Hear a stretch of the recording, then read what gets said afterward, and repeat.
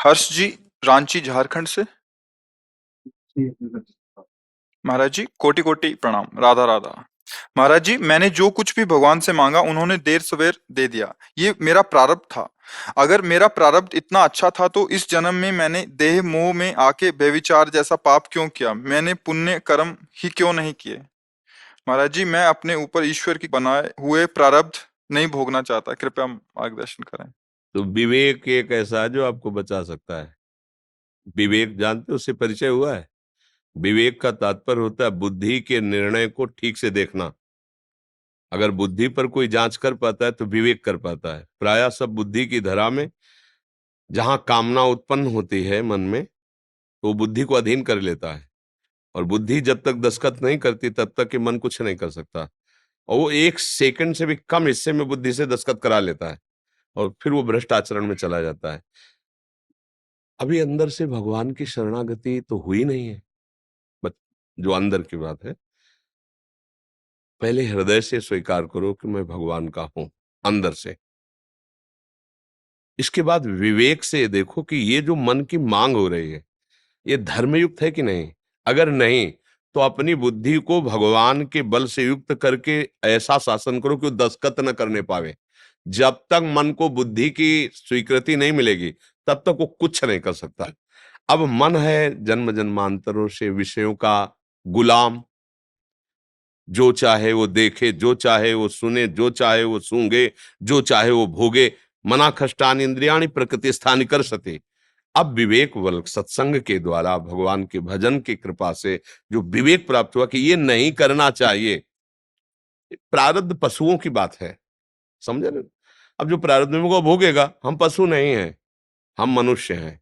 हमारे अंदर भगवान ने विवेक दिया है। आए हुए प्रारब्ध से हम बच सकते हैं। 1 करोड़ रुपया तुम्हारे प्रारब्ध में लिखा है। अब उस 1 करोड़ से तुम अनाथों की सेवा कर सकते हो, धर्म की क्रियाएं कर सकते हो, माता पिता, बड़े बूढ़े, बीमार, साधु महात्मा, अन्य सेवा करके। तो आपको प्रारब्ध ने क्या किया? वो 1 करोड़ से तुम होटलबाजी कर सकते हो, गंदे आचरण कर सकते हो। तुमने क्या किया? विवेक के द्वारा अपने प्रारब्ध को ऐसा ऊंचा उठा दिया जो भगवत आराधना के रूप में बदल गया। अब हम खूब चाहते हैं कि ऐसा हो जाए, नहीं हो रहा है। प्रारब्ध मुझे गिरा रहा है, नहीं गिरा पाएगा। मेरे प्रभु की इच्छा है इससे भी कुछ और अच्छा होना। स्वीकार करो अंदर तत्काल। और वो प्रारब्ध जो बुरा आया है ना, इतना भी नहीं बिगाड़ पाएगा, क्योंकि उसके बीच में प्रभु को ले आए।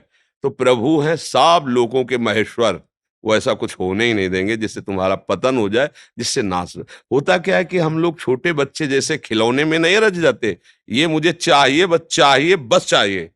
तो जैसे माता नहीं कि उसे देना तो नहीं चाहती थी, वो चाहती थी कि तू मेरी गोद में आकर बैठ और मेरा अमृत में दुग्ध पान कर। पर वो बहुत हठ कर रहा है, तो इशारा कर देती है पति को, माँ पिता को। ये बस ऐसे ही कुछ हालत हमारी है।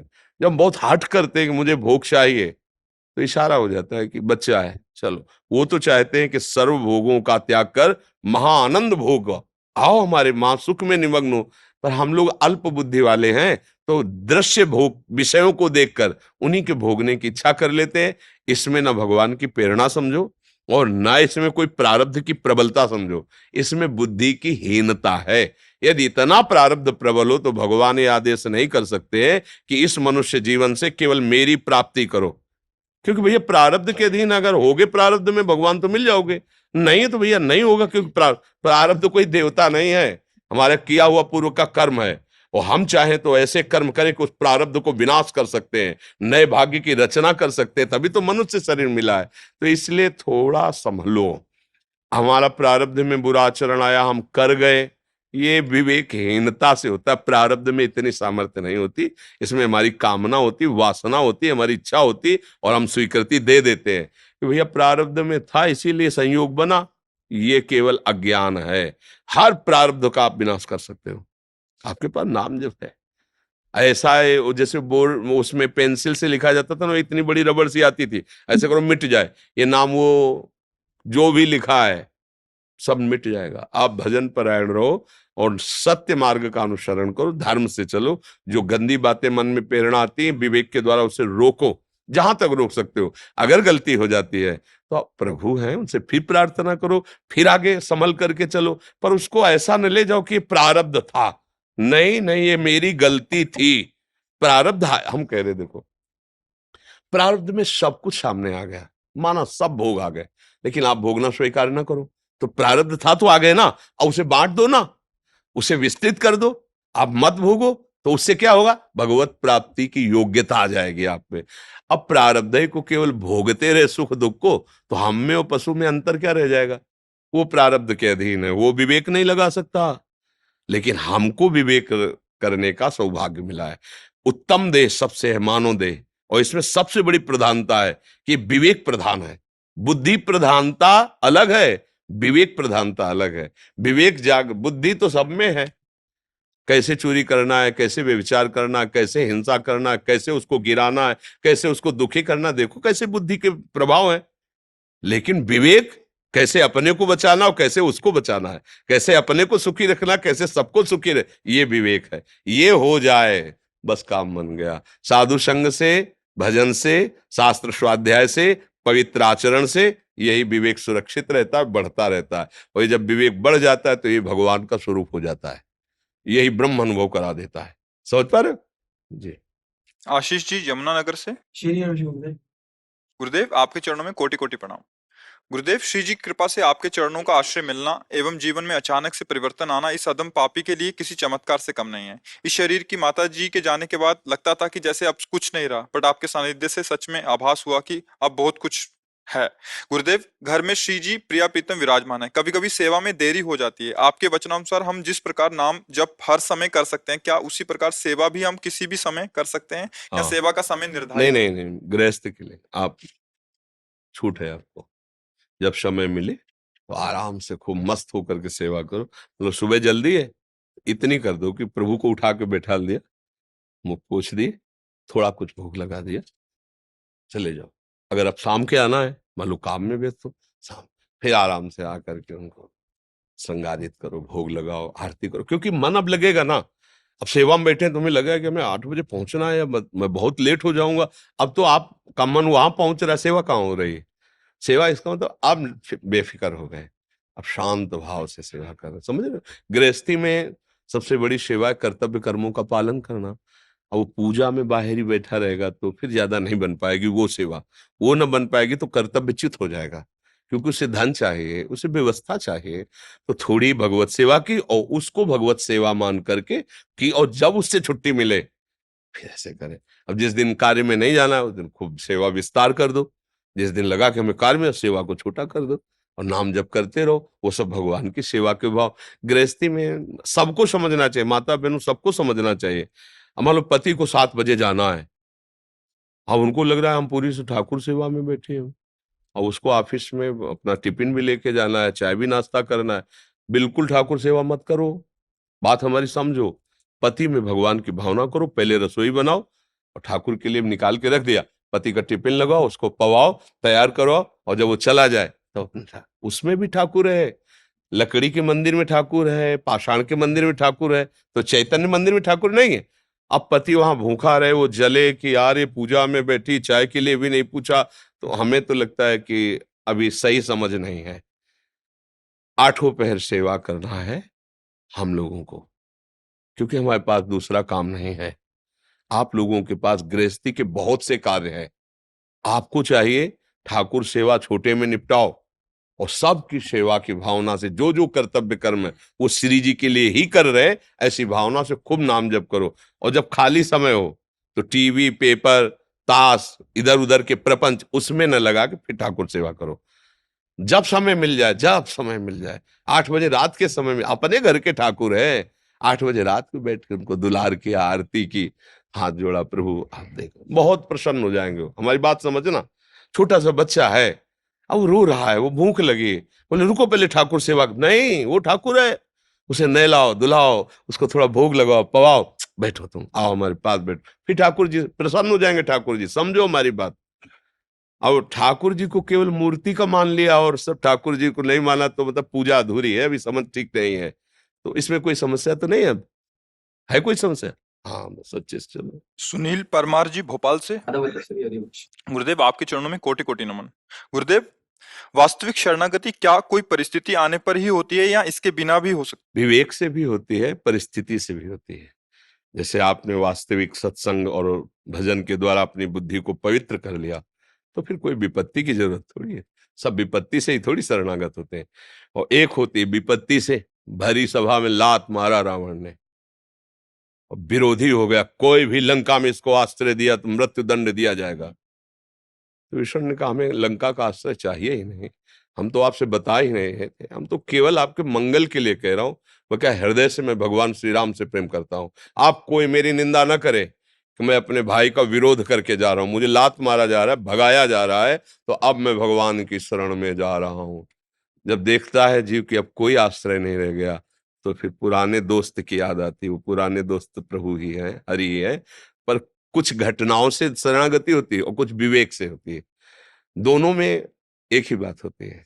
अब जब आसपास देखा कोई सहयोगी नहीं, तब याद आ गए भगवान। जैसे गजेंद्र ने देखा अब कोई नहीं बचा सकता, ग्राह मार देगा, तो पुकारा श्री हरि, बचा लिया। द्रौपदी ने देखा अब कोई मुझे नहीं बचा सकता, सभा में निर्वस्त्र कर दी जाऊंगी, पुकारा गोविंद, गोविंद वस्त्र बन करके। एक आंतरिक शरणागति होती है, जो भारी विपत्ति में जब समझ में आता है कोई मेरा नहीं, तो हृदय से आर्त भाव से हे हरि मैं आपका हूं। और एक विवेक से होती है, विवेक से अहमता ममता का नाश करके उसने देखा कोई मेरा नहीं, एकमात्र परमात्मा ही है, अंदर से शरण हो। दोनों को गति एक ही होगी, पर दो इसकी प्रक्रियाएं, एक विवेक के द्वारा शरणागति होना और एक जो है विपत्ति के द्वारा। ऐसी समस्याओं में फंस गया, आपकी कोई रास्ता नहीं, एक ही रास्ता है श्री भगवान, और वो भगा भगवान की तरफ, मंगल हो गया। कैसे भी भगे। और एक है कि उससे सत्संग के द्वारा पता चला संसार नाशवान झूठा, और विवेक बढ़ा, और होए विवेक मोह भ्रम भागा, तब सब विषय विलास विरागा। मोह गए बिनु राम पद होई न दृढ़ अनुराग। मोह का नाश हुआ, भगवान की शरणागति हो गई। विपत्ति में सब आश्रय छूटा, अब कोई सहयोगी नहीं, मुझ दीन अनाथ का अब कोई सहयोग करे, हे हरि हे करुणा, हो गई शरणागति। समझ पा रहे आप? हाँ। पूजा जी? गुरुदेव आपके चरणों में नमन। गुरुजी, मेरे शरीर का पुत्र 4 वर्ष का है, उसके स्कूल में गायत्री मंत्र प्रार्थना में नित्य होती है। महाराज जी मैं क्या करूं, हमारी अनन्यता में इसमें कोई वो तो नहीं? नहीं, आप अपने हृदय की बात देखो। अनन्यता पहले समझो, अनन्यता किसे कहते हैं। हम आज कौन सा चरित्र गा रहे थे, सुना है? हाँ, अनन्यता का मतलब अभी बताया नहीं। जब सर्वांग दृष्टि से देखो तो उसी हाथी का वर्णन हो रहा है, किसी और कर ले, और समझो हमारी बात। सो अनन्य गति जाके अस मति न टरे हनुमंत, मैं सेवक सचराचर रूप स्वामी भगवंत। मेरा प्यारा सब में समाया हुआ है, कोई अलग नहीं, एक क्षण भी। बाहर से हम उसी की चर्चा करेंगे, लेकिन प्यार उसी रूप का करेंगे जो हमें गुरुदेव ने दिया है। मंत्र हम वही जपेंगे जो गुरुदेव ने दिया है। अब मान लो ऑफिस में है, कोई भी कार्य उसको करना पड़ता है। किसान है, किसानी करेगा, वो अनन्यता में ये थोड़ी कि हमें केवल श्री जी की पत्रावली बनानी है। अरे कोई फौज में है, कोई व्यापार है, कोई नौकरी है, हमें सेवा मिली, हर तरह से इसकी बुद्धि को आकर्षित करके मेरे में लगाओ। हमको जो सिद्धांत समझ में आएगा, जो मार्ग समझ में आए, उससे घसीटेंगे और घसीट के ले आएंगे प्रिया प्रीतम में। बस अनन्यता का भाव ये कि हमारे यहाँ दूसरा नहीं है। और उस महापुरुषन ने सब रस गायो, देखनो यो है कि उनको हियो कहाँ ठहरानो, उनका हृदय कहाँ आसक्त हुआ है। तो जैसे माँ हो, आप अपनी भक्ति को पुष्ट करो। अब बच्चा है, वो गायत्री मंत्र उच्चारण कराया जाए। कभी अब राष्ट्र में सेवा में, मान लो आर्मी में चला गया, तो अब तुम कहोगे उसको पंडिताई सिखाओगे, उसको भक्ति, उसकी वो भक्ति है, वहां हिंसा ही भक्ति होगी। जो सामने वाला शत्रु हम पर आक्रमण कर रहा है, हमारे देश हमारे धर्म की तरफ, तो फिर उसका नाश करना ही हमारी भक्ति होगी। उस समय थोड़ी कि अगरबत्ती लगाना रहे, दौड़ करके प्राण बलिहार करते हुए देश में आक्रमण करो उस पर। तो भक्ति का अलग अलग स्वरूप है, पर हम सब कर उसी के रहे। देखो, किसी आर्मी वाले से पूछो क्या बोलेगा, जय हिंद। तो हमसे पूछोगे तो क्या बोलेंगे, जय हिंद। सबसे पहली हमारी भक्ति तिरंगे को प्रणाम करना है। हम हिंदुस्तानी हैं, सबसे पहले हम हिंदुस्तानी हैं, भारतवासी हैं। हमें कुछ भी सेवा मिली, अपने भारत की सेवा कर रहे हैं। कोई भी आ जाओ, सबका स्वागत है। और जो हमने आनंद लिया है गुरु प्रदत्त, उसी का तुम भी आनंद लो। जहां चलना है वहीं चलो, लेकिन हम है कौन, हमारे आगे क्या लगेगा, भारतवासी तो लगेगा, हमारे दूसरे देश का नाम थोड़ी आ जाएगा। तो हमारी भक्ति किसके लिए है? अपने देश के लिए है, हमारे जन जन के लिए है, हमारा पूरा परिवार विश्व है, पर हमारा निजी घर कौन सा है? भारत है, निजी घर भारत है। ऐसे ही सब जितने हम भारतवासी हैं, यदि हम अपने धर्म से चले तो हम अपने झंडे को ही ऊंचा कर रहे हैं, अपने देश की पावन। हम गंदे आचरण ना करें, हम गंदा भोजन ना खाएं, हिंसा ना करें, चोरी ना करें, व्यभिचार ना करें, तो हम अपने एक मोहल्ले को पावन कर लिया ना, तो भारत की सेवा हो गई। एक घर को पावन कर लिया, एक व्यक्ति को पावन, भारत की सेवा हो गई। जैसे वो पूरे देश की रक्षा के लिए प्राण बलियार के, हम देश की पावनता को सुरक्षित, हम अपने ही घर गंदा किए, अपने ही मोहल्ला गंदा किए, तो भारत का ही तो नाम है ना। कहीं बाहर अगर समाचार में जाएगा तो घटना में क्या आएगा? भारत में अमुक प्रदेश में अमुक ग्राम में ऐसा ऐसा हुआ, पहले भारत आएगा। तो ऐसे ही समझो हम सब श्री भगवान के हैं, हमारी पूरी सेवा सब श्री भगवान की है। चाहे नौकरी हो, चाहे पेशा हो, चाहे किसानी हो, चाहे व्यापार हो, पर धर्म युक्त करें। जिसको जो, वो विद्यार्थी है उसको सब पढ़ाया जाएगा, और उसमें कह दे कि नहीं ये नहीं पढ़ना हमारी अनन्य, नहीं, उसको विस्तार से समझो, विशाल बुद्धि रखनी चाहिए। हमारा हृदय देश, जैसे उत्तम स्त्री अपने पति से प्यार करती है, और कोई छापा थोड़ी लगाए रहती कि वो फोटो का छापा लगा ले, नहीं, पति के भाई से भी वो प्रेम करती है, पिता माता से भी प्रेम, सबसे प्रेम प्रदर्शित करती है। लेकिन उसके अंदर आसक्ति का विषय क्या? केवल पति, और बाहर से किसी को नहीं दर्शाएगी ये बात। पूरे परिवार को ऐसा प्यार करेगी, सबसे प्रेम करती है, लेकिन वो सबसे प्रेम केवल इसलिए करती है कि उसका पति राजी है, बस। और अगर उसका पति सबसे अलग हो जाए तो उसको किसी के आदेश लेने की जरूरत नहीं, उसी के पीछे दिखाई देगी। ऐसे ही हम सब व्यवहार कर रहे हैं, लेकिन हम हैं किनके? प्रभु के हैं। अगर कहीं ऐसा लगा तो फिर मेरे तो गिरधर गोपाल दूसरो न कोई, वहां दूसरा कोई दिखाई नहीं देगा। ये भक्ति का आंतरिक रहस्य समझना है जी। शाश्वत जी, राधे राधे गुरु जी, आपके चरणों में कोटि कोटि प्रणाम। महाराज जी, कोई साधक मेरे से अपने हृदय का भाव बताते हैं, तब मुझे ऐसा लगता है कि मैं तो इसके समक्ष तुच्छ हूँ। यद्यपि मैं अपने हृदय को बहुत मनाता हूँ, मगर गलानी और जलन होने लगती। साधक हृदय का बात बता ही नहीं सकता, अपना भाव नहीं, सच्चा साधक अपने हृदय का भाव तुम्हारे सामने कैसे रख सकता है? वो केवल इष्ट और गुरुदेव के साक्षी होता है सामने में। वो भूल कर रहा है, या साधक नहीं है, या तो बहुत भूल कर रहा है, अपने अहम का पोषण कर रहा है, ऐसा साधक नहीं होता। अपने आराध्य देव की गुप्त अनुभूतियों को केवल गुरुदेव या आराध्य देव, बस, दूसरा नहीं। अगर कभी उपदेश भी दिया जाता है, अनुभूतियों को भी कहा जाता है, तो थे एक ऐसे, उनको ऐसे तुम पकड़ पाओ तो पकड़ पाओ। अहम भरे शब्द की मेरे हृदय की अनुभूतियां, वो केवल गुरुदेव आराध्य देव, पहली बात। दूसरी बात, हमें दूसरे की बात सुन करके ना तो हर्षित होना ना शोकित होना है। क्यों?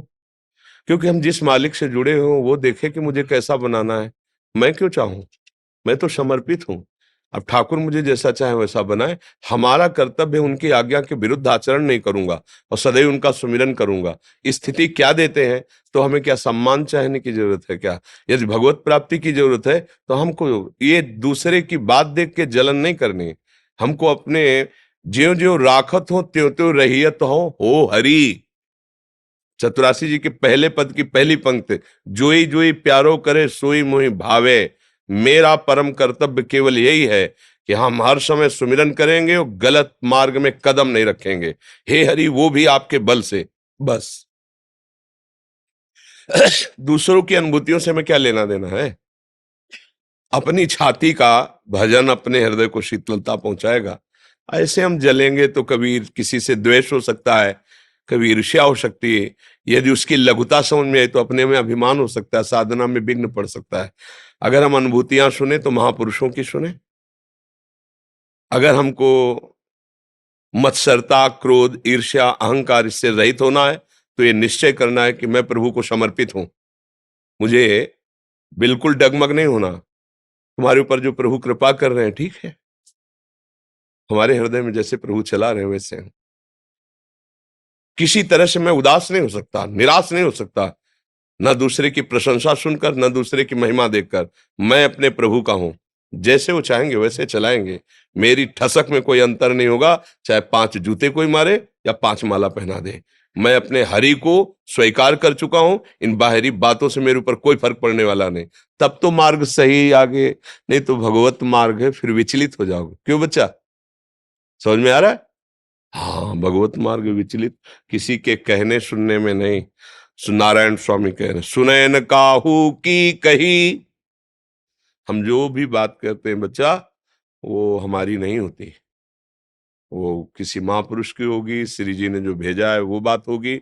मैं तो बिल्कुल ऐसा समझो साउंड मात्र बैठा है। नारायण स्वामी कह रहे, सुने न काहू की कही, कहे न अपनी बात। नारायण वा रूप में मगन रहे दिन रात। ना काहू सो बोलिबो ना कोई व्यवहार। अपनी कुंवरी किशोरी को जियत निहार निहार। अब बोलो क्या जरूरत है? हमें जरूरत क्या है किसी की? समझ रहे ना बच्चा? हाँ, जरूरत है विरह कमंडल कर लिए बैरागी दो नैन। मांगत दरस मधु करी छके रहत दिन रैन।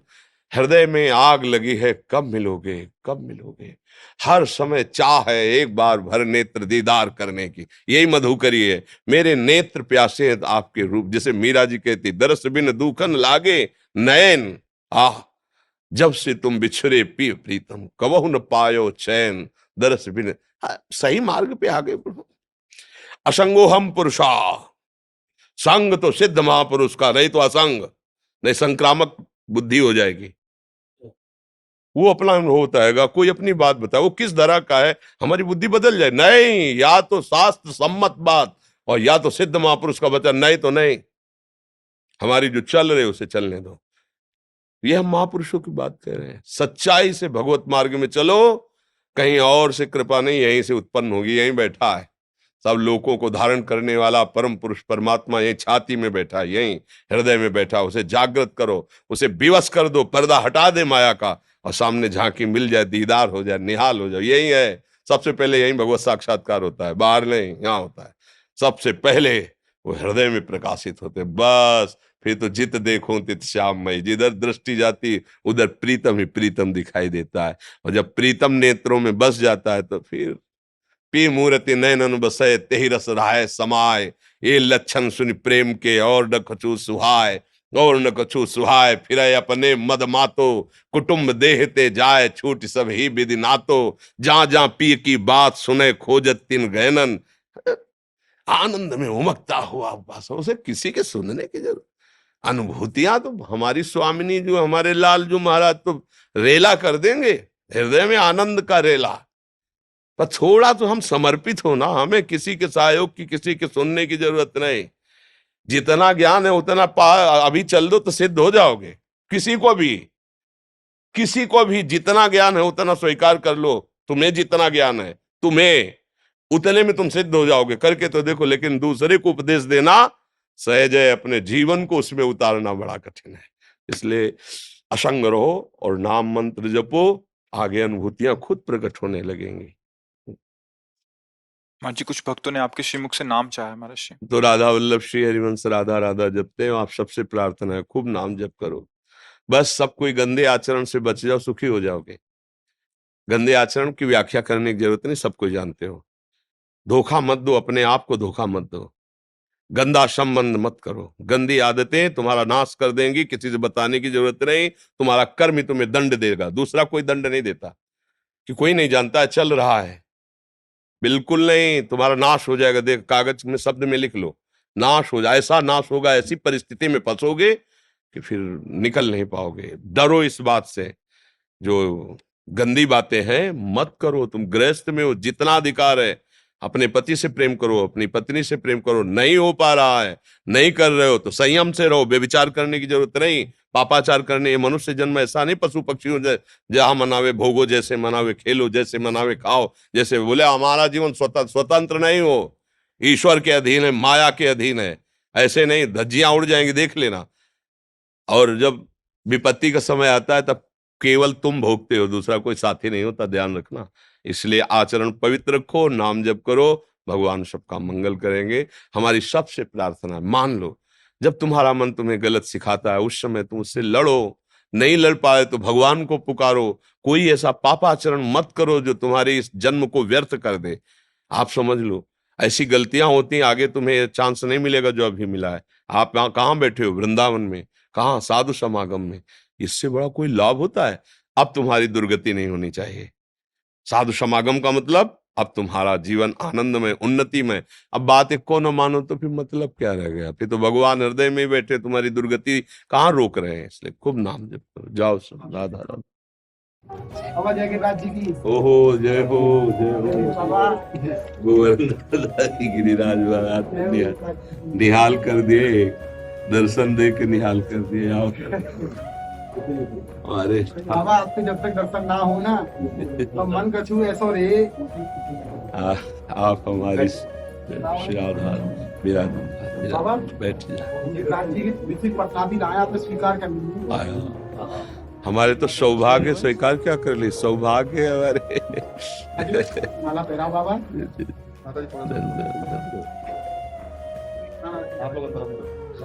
माला आप पहरा बाबा।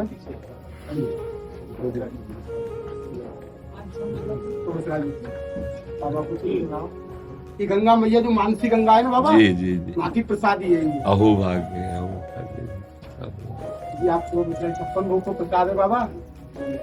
कौन जी आप तो बाबा अब हम एक ही बात कह सकते हैं, तुम सन तात उऋण में नहीं।